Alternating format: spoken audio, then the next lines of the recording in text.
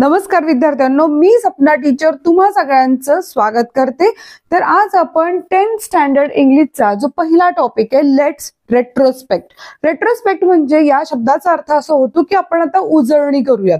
तुम्ही आतापर्यंत 9वी पर्यंत जे जे शिकला त्याची थोडक्यात उजळणी आहे। छोटासा व्हिडिओ पण फार महत्त्वाचा आहे। तर याच्यामध्ये आपल्याला काय दिलंय की every lesson poem begins with an opportunity to chat with your benchmates, group, classmate and even teacher.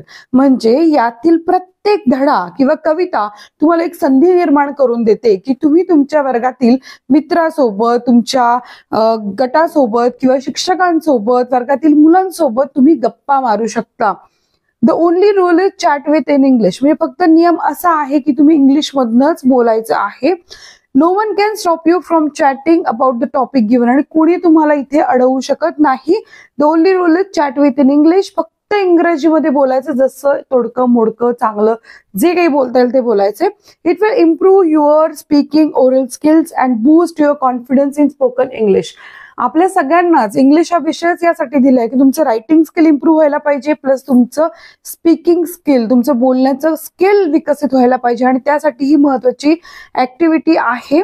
So boost your confidence in spoken English. तुमचा आत्मविश्वास हा फार महत्वाचा आहे, तो बूस्ट करण्यासाठी अँड कॉन्व्हर्सेशन आणि संभाषणाचं कौशल्य विकसित होण्यासाठी। So open your mouth and talk. तेव्हा तोंड उघडा आणि बोला। Let's make some meaningful noise in the class. चला, अर्थपूर्ण गप्पा आपण आता या वर्गामध्ये बोलूयात, अशा अर्थानं याची सुरुवात होते।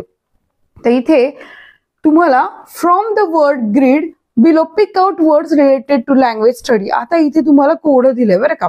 आता या कोड्यामध्ये त्यांनी म्हटलंय की रिलेटेड टू लँग्वेज स्टडी म्हणजे ग्रामर अँड व्होकॅब्युलरी याच्याशी संबंधित आपलं हे कोड आहे।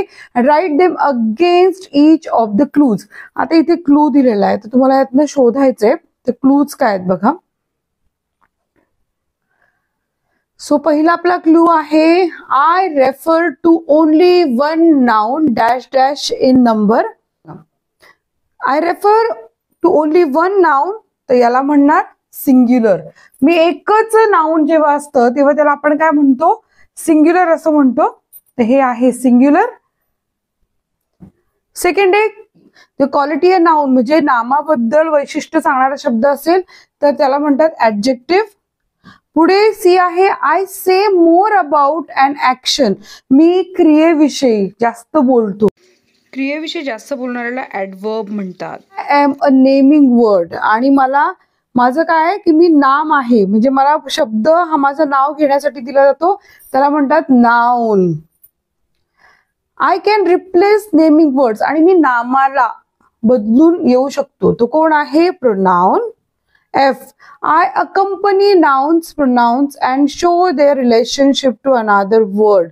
मी काय करतो माहिती का, मी नामाचा आणि सर्वनामांचा काय करतो, संबंध दाखवतो दुसऱ्या शब्दासोबत। त्याला काय म्हणतात बघा, त्याला म्हणतात प्रेपोजिशन। त्याचं काय नाव आहे, प्रेपोजिशन। तो नामाचा आणि सर्वनामाचा संबंध दाखवतो।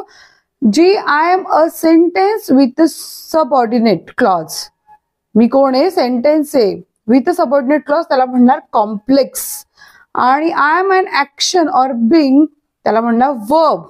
I am an affix attach before a word, म्हणजे शब्दाच्या आधी जोडला जातो, तो काय आहे, प्रिफिक्स आहे।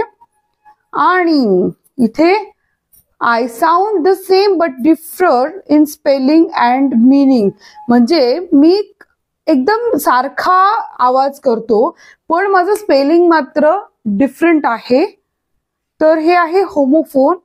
I am a word having nearly the same meaning, म्हणजे मी एक सारखाच अर्थाचा शब्द आहोत, त्याला म्हणणार सिनोनिम, आपण त्याला समानार्थी शब्द म्हणतो।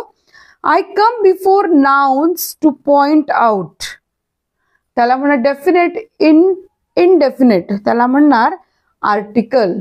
ओके, तर ही झाली आपली सगळ्यांची उत्तरं, जी या प्रश्नांना अपेक्षित उत्तरं होती ती आपण दिलेली आहेत। तर आपण आता नेक्स्ट पोएम कडे बोलूया। टीनेजर्स प्रेयर ही पोएम आहे तुम्हाला 1.1 आणि ती आपण शिकायला सुरुवात करूयात नेक्स्ट व्हिडिओमध्ये। व्हिडिओ आवडल्यास लाईक करा, चॅनलला सबस्क्राईब करा। धन्यवाद।